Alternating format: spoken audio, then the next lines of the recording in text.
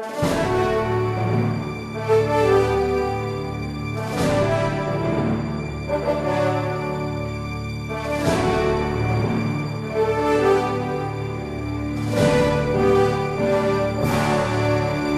irmãos e queridas irmãs, bem-vindos ao nosso programa Testemunho de Fé. Aqui quem fala é o Padre Paulo Ricardo, com grande alegria acolhendo você na nossa reflexão semanal a respeito do Evangelho de domingo. Nós estamos no 26º domingo do tempo comum e a Igreja proclama nesse domingo o Evangelho de São Marcos, capítulo 9, versículos de 38 a 48. Nós, para lermos este Evangelho, precisamos nos recordar um pouco do contexto em que ele se encontra. Jesus está aqui numa árdua tarefa de tentar tirar dos seus discípulos uma mentalidade mundana, ou seja, uma mentalidade que pensa conforme os pensamentos dos homens e não o pensamento de Deus. É essa batalha que Jesus iniciou há 2 domingos atrás, quando no capítulo 8º nós vimos a profissão de fé de São Pedro. São Pedro acertou que Jesus era o Cristo, mas Jesus logo em seguida diz que eles não devem dizer isso a ninguém porque eles ainda não entenderam. Ou seja, eles já captaram a verdade, mas ainda não a compreenderam em profundidade. Jesus anuncia que vai sofrer na cruz, São Pedro reage negativamente. Jesus diz a Pedro: tu pensas como os homens e não como Deus. É exatamente aqui que está a batalha de pensar como Deus pensa, uma mudança de mentalidade.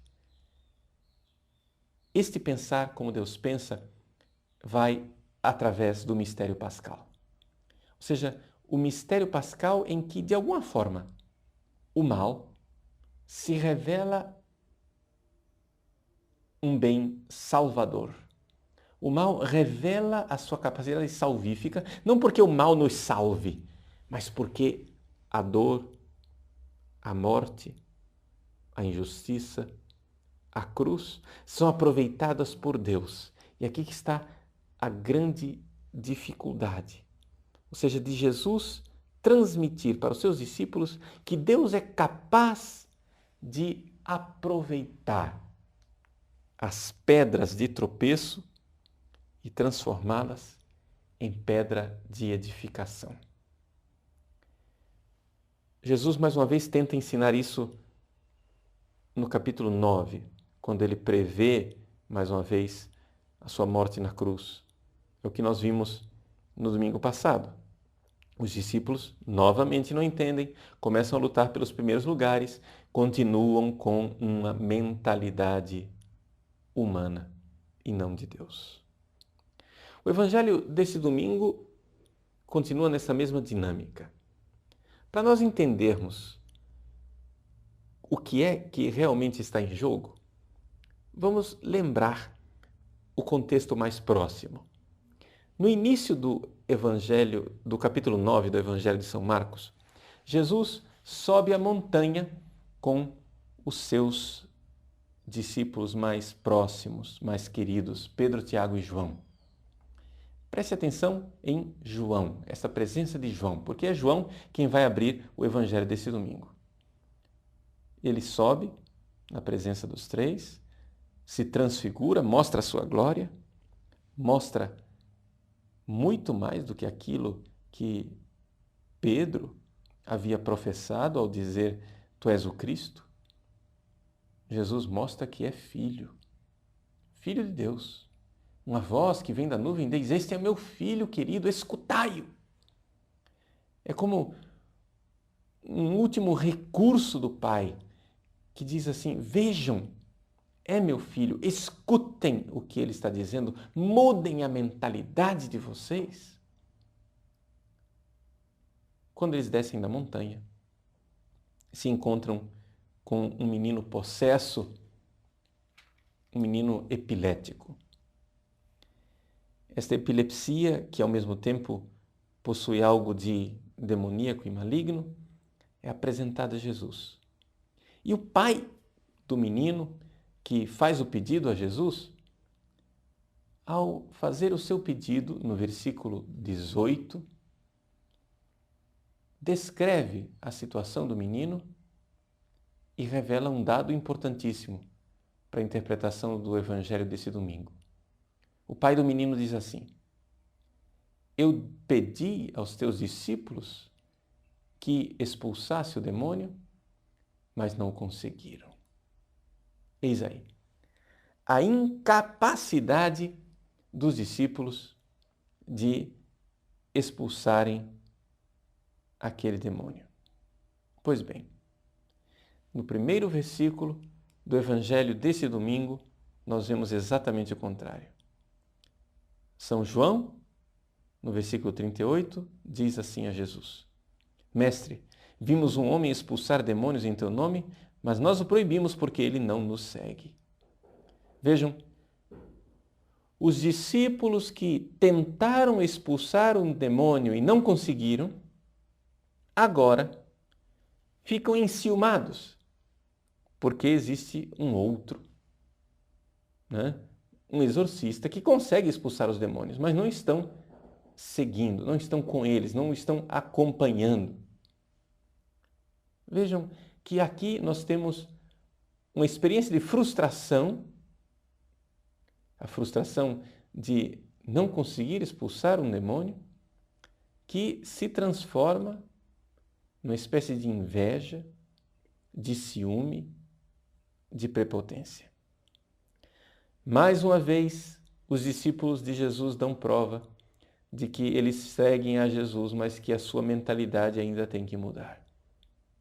Eles ainda têm que começar a pensar como Deus e não como os homens. Eis aí. Aquela frase de Jesus, lá atrás, no capítulo 8, quando ele se refere a Pedro e diz: tu não pensas como Deus, mas como os homens.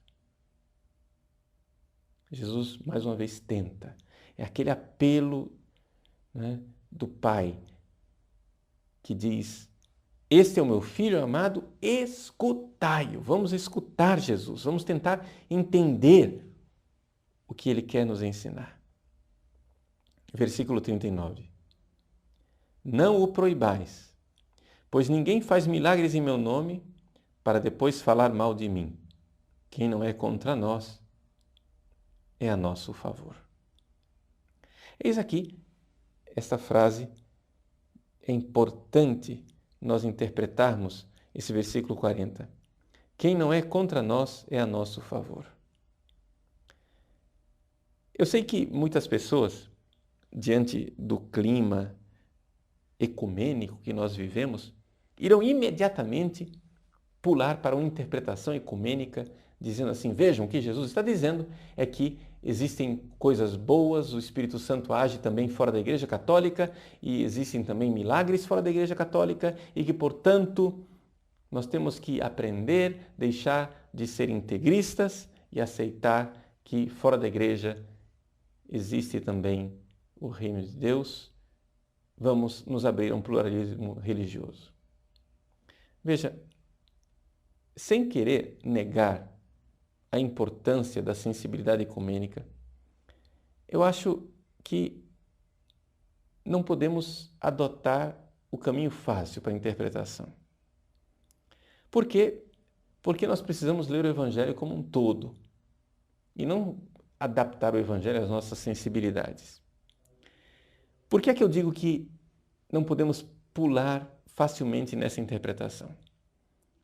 Eu não estou dizendo que o ecumenismo e a vontade de nós unirmos os cristãos entre si não seja uma coisa boa. Não, é bom, pelo amor de Deus. É bom querermos unir os cristãos entre si e uni-los na única Igreja de Cristo. Mas será que é isto mesmo que o Evangelho quer nos ensinar? Vamos pegar uma outra frase de Jesus que está no Evangelho de Mateus, capítulo 12, versículo 30. Uma frase que parece claramente contradizer o que nós estamos lendo aqui. Lá, Jesus diz assim: quem não está comigo está contra mim. Vejam que coisa interessante. Exatamente o antípoda. No Evangelho de hoje, Jesus diz: quem não está contra mim, está comigo. Lá em Mateus 12:30, ele diz o contrário. Quem não está comigo, está contra mim. Mas qual das duas é a frase verdadeira? Qual das duas é a frase original? E não adianta a gente ir procurar o Jesus histórico e dizer, veja, essa frase de Marcos é mais antiga porque Marcos é mais antigo do que Mateus, porque se nós formos estudar realmente, exegeticamente, iremos descobrir que esse versículo de Mateus faz parte daquela famosa fonte que é uma fonte antiquíssima, portanto, tão antiga quanto Marcos. Então, o problema aqui não é de antiguidade, não é que Jesus historicamente era aberto e depois Mateus criou um versículo que a comunidade cristã estava mais fechada e não era aberta como Jesus. Jesus estava aberto a todos, enquanto a comunidade cristã dos primeiros discípulos era um pouco integrista. Não, as duas frases são igualmente antigas. Uma é de Marcos, outra é da fonte Q. A fonte Q é aquela fonte que é comum ao Evangelho de Mateus e de Lucas. Essa mesma frase encontra-se também em São Lucas. Então, vamos lá. Como que nós vamos interpretar? Só tem um jeito, nós irmos para o contexto e entender realmente o que Jesus está querendo nos ensinar.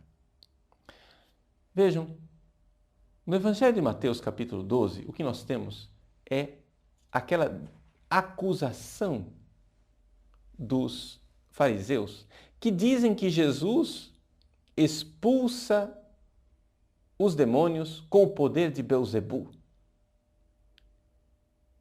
E Jesus, então, responde, mas se eu expulso os demônios com o poder de Beelzebu, os vossos discípulos com que poder expulsam? Vejam, Jesus aqui está dizendo claramente que não há somente expulsão e exorcismo, não é? Entre os discípulos de Jesus. Mas é importante dizer isso, que Jesus expulsa os demônios com o Espírito de Deus e um reino dividido contra si não pode subsistir. É isso que ele está dizendo. E é exatamente nesse contexto que Jesus, então, recorda esse versículo 30. Quem não está comigo está contra mim. Quem não reúne comigo dispersa. Ou seja, a contraposição aqui é com Satanás. Exatamente no mesmo contexto do Evangelho desse domingo. Ou seja, vamos simplificar as coisas. O que Jesus está dizendo com toda clareza, quando ele fala que um reino dividido contra si não pode subsistir, é o seguinte: vamos julgar as pessoas por aquilo que elas combatem. Se no Evangelho de hoje esse exorcista está combatendo o diabo, é evidente que ele está do nosso lado. Porque um reino dividido contra si não pode subsistir. Da mesma forma, eu não posso agora me associar ao diabo e aos demônios. Por quê? Porque aqui quem não está com Jesus, quem não está do lado do bem, está contra nós, está contra Jesus. Ou seja, quem não reúne do lado do bem está dispersando, está do lado do mal. Então as coisas aqui não são, na verdade, uma posição de Jesus a respeito de agremiações humanas. Mas é, antes de tudo, uma palavra de Jesus a respeito do nosso combate contra o mal. Nós precisamos claramente entender isso, que se alguém combate o demônio, combate o maligno, como nós combatemos, ele está fazendo algo que está conosco. Nós temos que ter essa capacidade de perceber isso. Ou seja, quem não está contra nós está a nosso favor. O sujeito está lá combatendo o mal, combatendo a maldade, combatendo o demônio, combatendo o reino de Satanás. Nós vamos reclamar disso? É evidente que não. É evidente que não. Ao mesmo tempo, nós não podemos aceitar negociações com o maligno. Ou seja, nós não podemos agora querer nos agregar, nos unir, fazer comunhão com o mal, nos sentarmos à mesa com o lobo e tentar negociar com ele. Não é isso. Nós não podemos fazer alianças com a maldade. Por quê? Aí sim, aquela frase de Jesus. Quem não está comigo está contra mim. E quem não reúne comigo dispersa. Então, veja, se você não está combatendo o demônio, você não está com Jesus. Se você está combatendo o demônio, mesmo que você não esteja explicitamente com Jesus, você já está do lado certo. E é essa a ideia. A ideia de que, de fato, existe aqui, nesta batalha contra o mal, uma comunhão positiva, existe algo de positivo. Mas, na verdade, o que Jesus quer ensinar mesmo aos discípulos é que eles precisam combater a maldade e enxergar que ela está dentro deles mesmos. Sim, porque a gente fica com rancores, invejas, lutando contra pessoas lá fora, achando que pessoas estão contra nós com essas paranoias, quando na verdade o que nós precisaríamos é diariamente fazer um grande exame de consciência e compreender que nós precisamos combater a maldade dentro de nós. É isso um pouco que nós podemos tirar da segunda parte deste Evangelho. Veja, Jesus recorda no versículo 42 que existem pedras de tropeço, escândalos. Pois bem, olhem para o versículo 43. Ele diz assim: se a tua mão te leva a pecar, corta-a. Veja, se a tua mão te leva a pecar é a tradução portuguesa, mas se você for ao original grego, está escrito lá: kai ean escandalize se hecheirsu.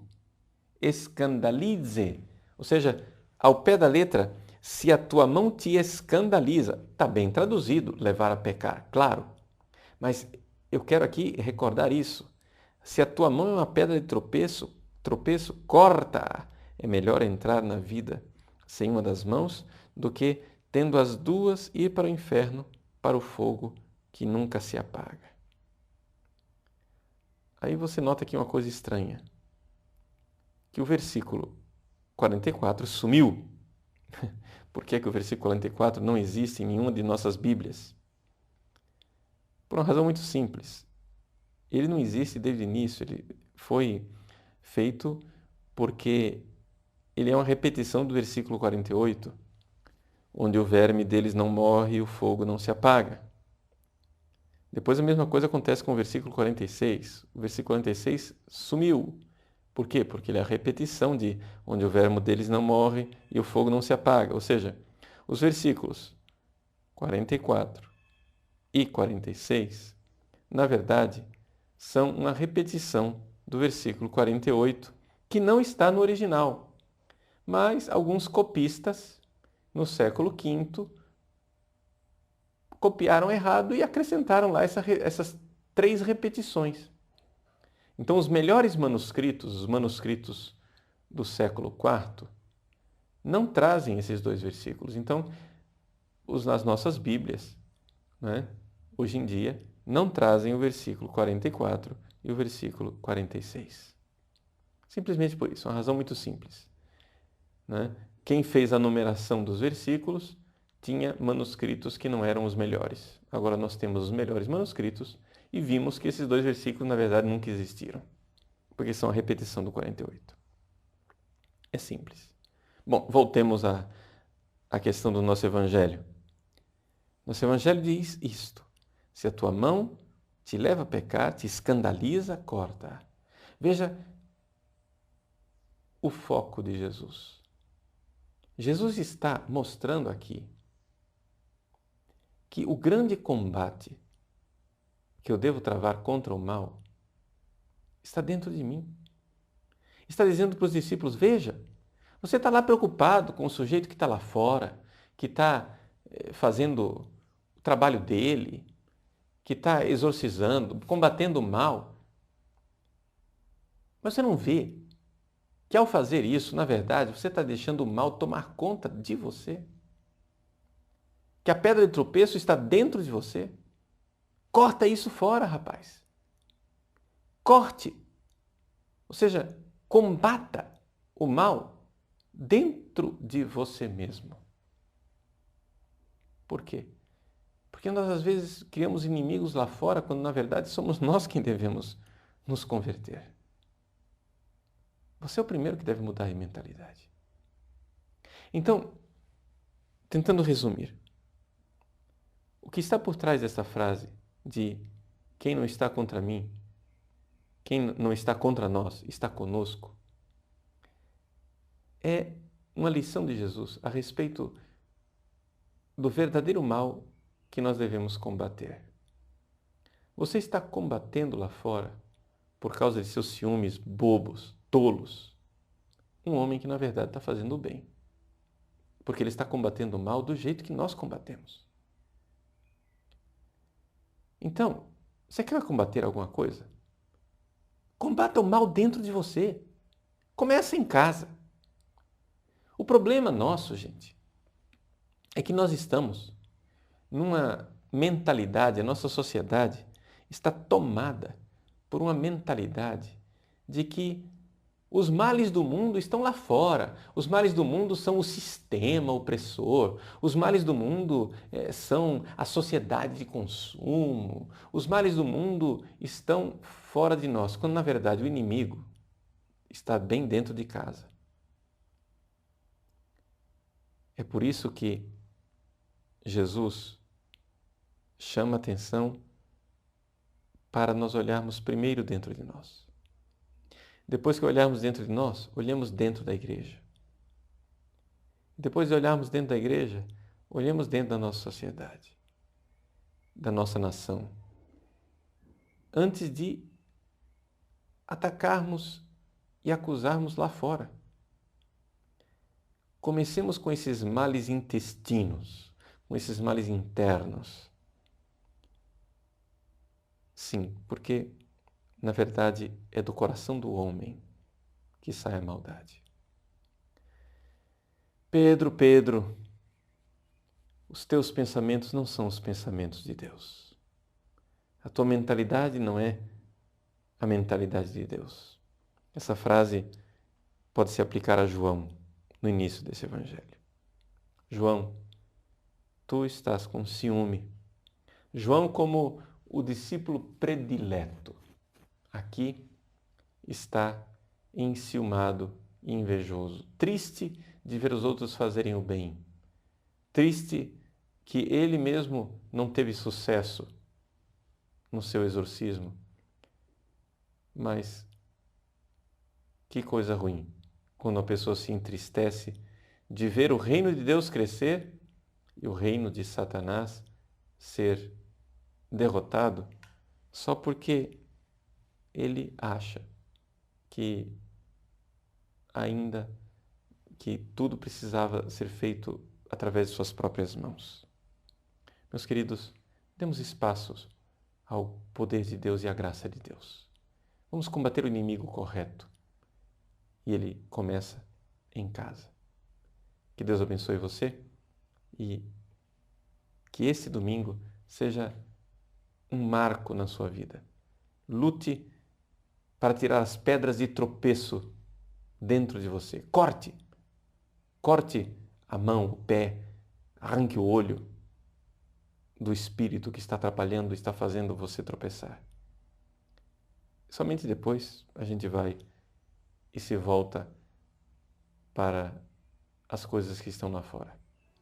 Que Deus abençoe você. Em nome do Pai, do Filho e do Espírito Santo.